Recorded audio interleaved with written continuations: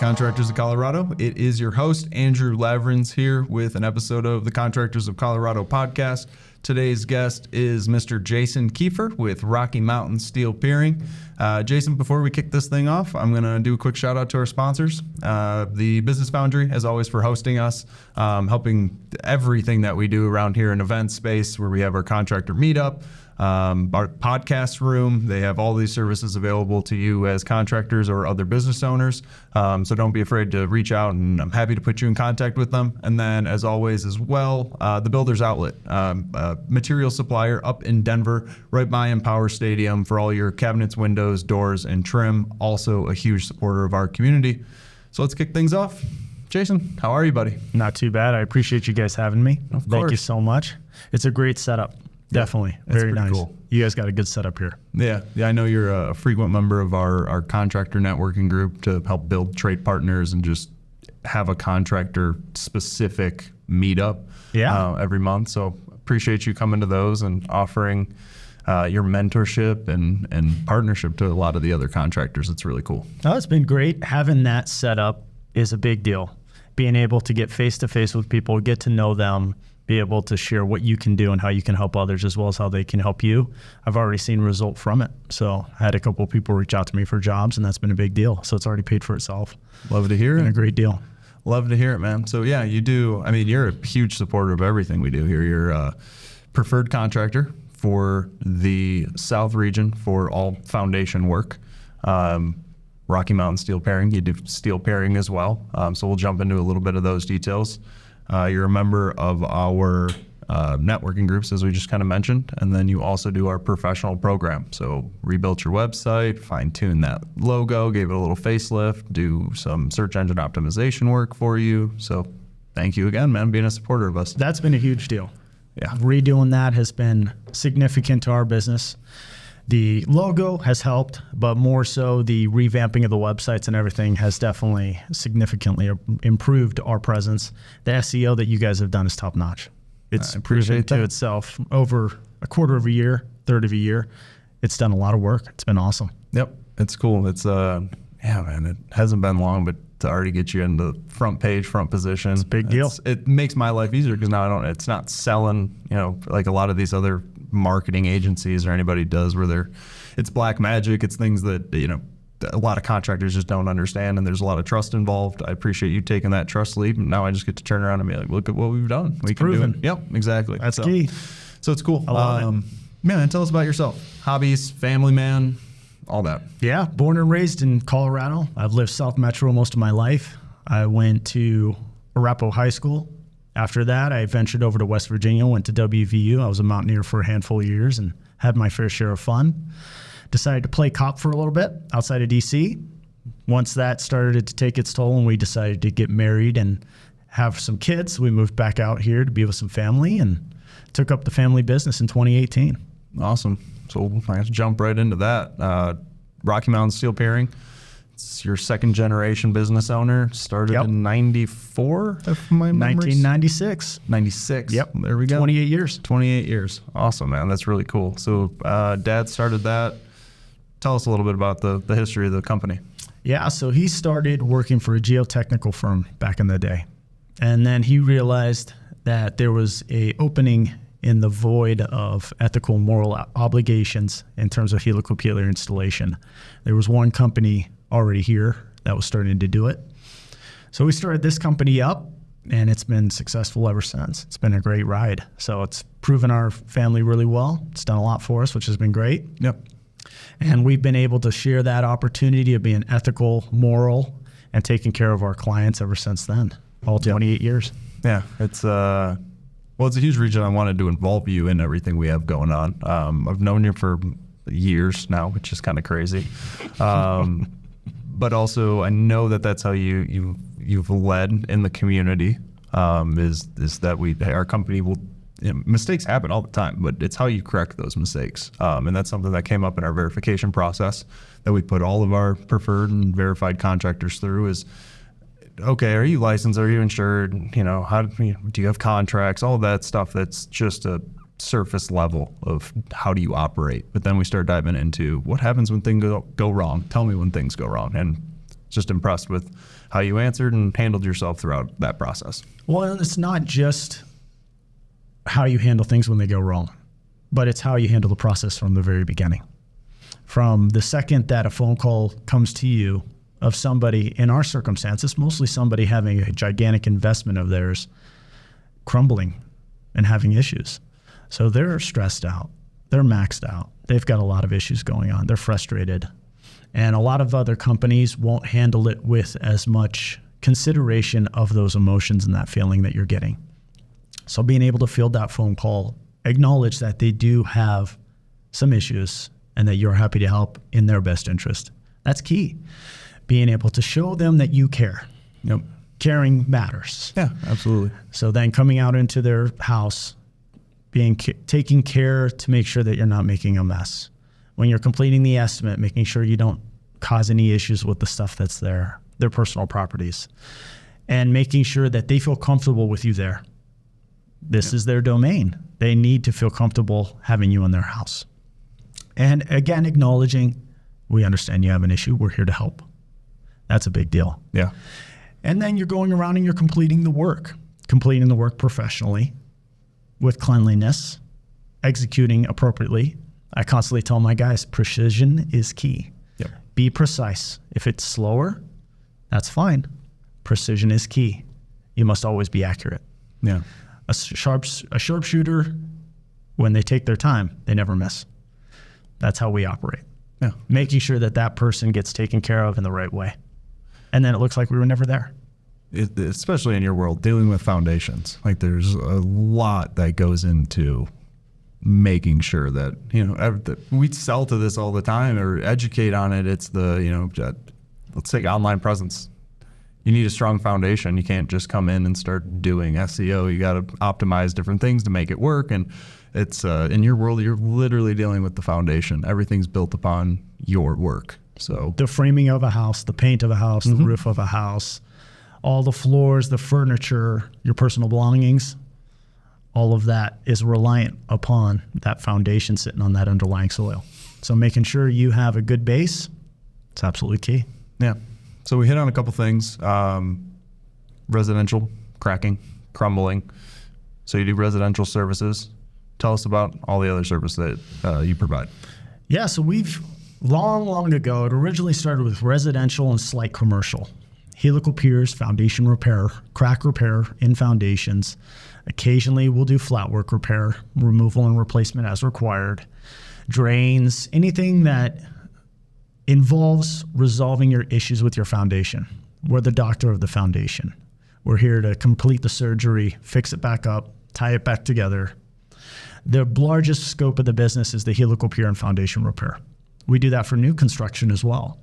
If people are doing additions, new houses, ADUs, garages, sometimes based on the underlying soils, if they're expansive clays or sandy, they'll do helical piers or deep foundations in those areas. So we'll install those helical piers before they even pour the foundation walls. So new construction, foundation repair, concrete removal and replacement, that includes garages, basement slabs, sidewalks. The crack repair is a big one as well, making sure the cracks in the foundation, big, small, and different, making sure those are sealed so that water doesn't migrate through those and expands in the freezing cycle. That's a very big deal. And we'll do monopost removal and replacement, steel columns for beams. Anything that involves making sure that your house is structurally sound. Awesome. Can you, I know way more about helical piers than I ever thought I would, just in working with you. It's riveting stuff, man. But that being said, I know a lot of our audience maybe never has any consideration of a foundation. They're tradesmen, but they come build on top. They assume everything under them is solid. Tell us a little bit about what is a helical pier. You normally don't see my work. No. That's when I do it right. Yeah. So helical piers were first invented long ago out in Europe. They were originally used for lighthouses. So they were wood posts with a small helix on the end that they would use ox or horses or manpower to screw into the sands before they built the lighthouses. That then made its way over to the United States, and Chesapeake Bay area actually has the most helical piers for lighthouses on the coasts. It eventually evolved itself into a little bit more reliant materials than wood and salt water.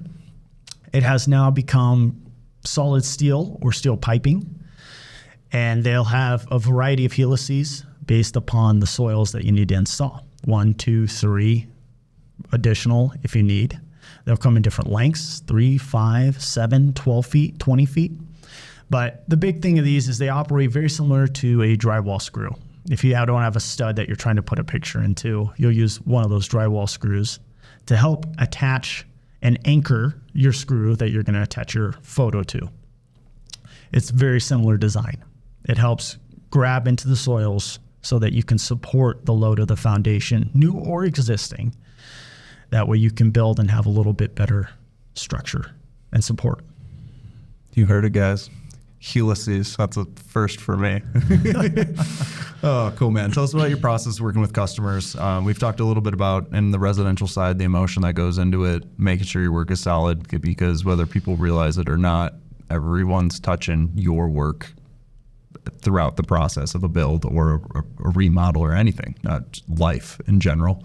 How do you make sure, one, your work's up to standard, but on the other end, ensuring customer satisfaction? It's easy for my painters to walk through and do a walkthrough, and homeowners look and they're like, I don't like the way that edge meets. But in your world, your homeowners aren't going to really understand a lot of what you do. So right. What's your process? Walk us through that.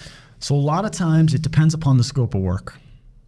More often than not, it involves a structural engineer. We have in the past, and more so currently, we prefer to not have any engineers on our staff. We want no bias in the design process.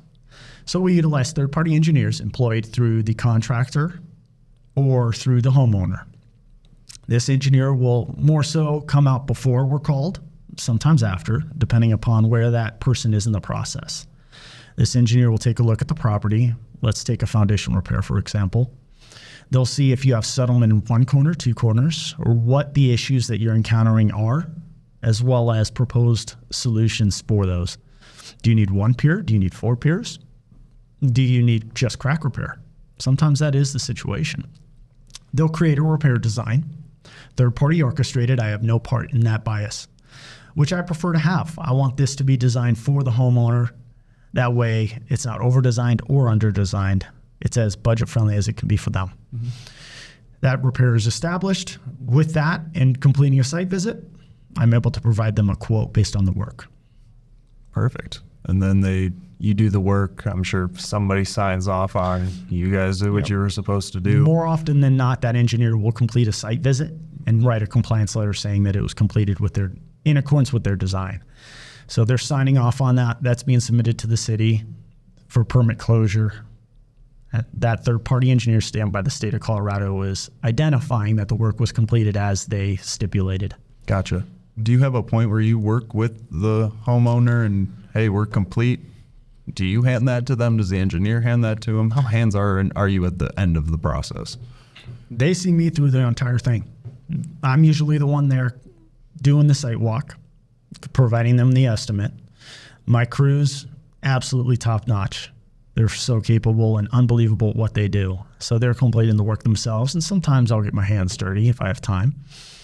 Once that work is complete, we're communicating with the homeowner exactly how it went, if there was any hiccups, if there was any adjustments needed. If it's complete, then we go towards that permit closure process, invoicing, making sure everybody has the proper paperwork. Awesome. How are Pretty you? straightforward. Yeah. Just a different trade. Exactly. It really is a little more, I want to say important, a little more standardized throughout the permit process and things like that. But no, it's cool. We've talked a little bit about the changeover time of helical piers, but we're talking about a huge time gap. Hundreds of years, right? How are you, one, how much change is there in this world?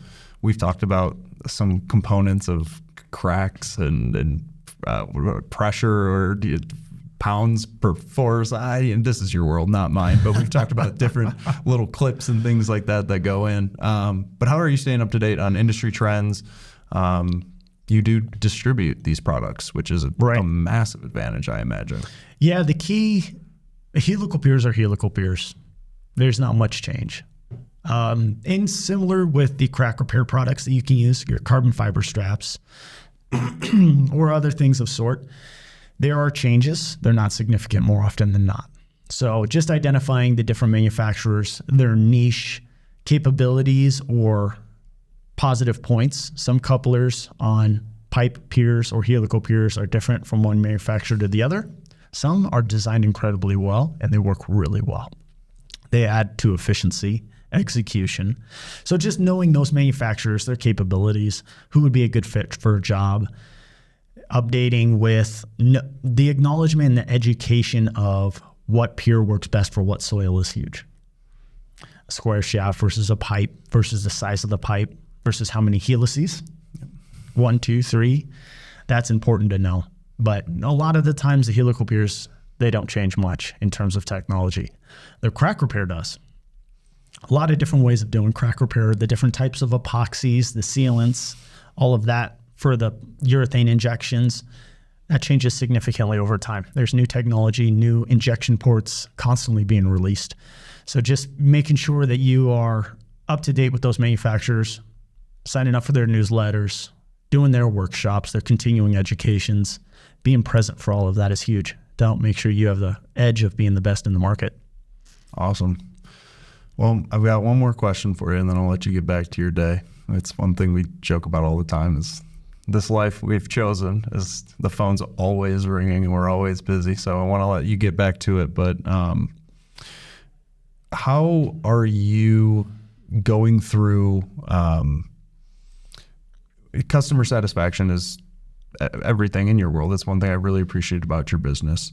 But when a homeowner is looking to choose a foundation contractor, what recommendation? We've got general contractors, other tradesmen, people going into the crawl spaces and seeing the cracks in the foundation and bringing up and breaking that tough news to the homeowner. How do you recommend that these parties or project holders choose their foundation contractor? Good question. I think it is important to identify longevity and experience. Having companies that have the experience, having the companies that are honest and trustworthy within the market. In addition to that, it's also very important to find somebody that you gel well with.